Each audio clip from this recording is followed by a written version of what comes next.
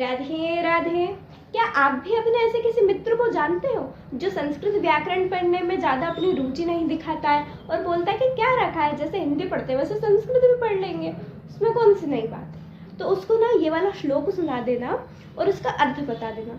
तो श्लोक है, यद्यपि बहुनाधीशे तथापि पठपुत्र व्याकरणम स्वजनः स्वजनो मा भूत सकलम शकलम सकृत छकृत। अर्थात हे पुत्र, आप तो पुत्र मत बोलिएगा, तो बोलिएगा हे सखा, यद्यपि तुमने बहुत अध्ययन नहीं किया है फिर भी आप व्याकरण का अध्ययन करो, क्योंकि उससे जो है वर्णों के उच्चारण करने में शुद्धता आती है। जैसे एक शब्द है सकल, सकल का अर्थ होता है संपूर्ण, और अगर आप सकल को शकल बोलेंगे तो उसका अर्थ हो जाएगा अंश। एक और ऐसा उदाहरण है स्वजन। स्वजन का अर्थ क्या होता है?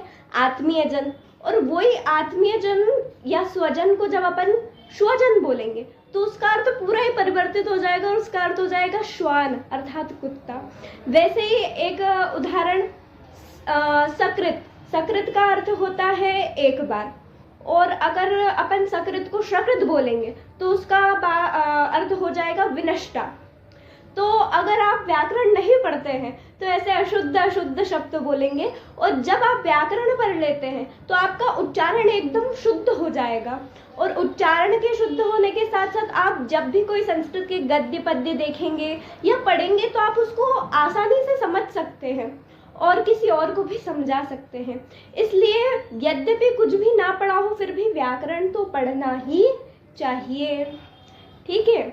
इसलिए आपके मित्र को भी प्रेरित कीजिएगा व्याकरण पढ़ने के लिए और आप भी पढ़िएगा, ठीक है। बोल नमः पार्वती पतये हर हर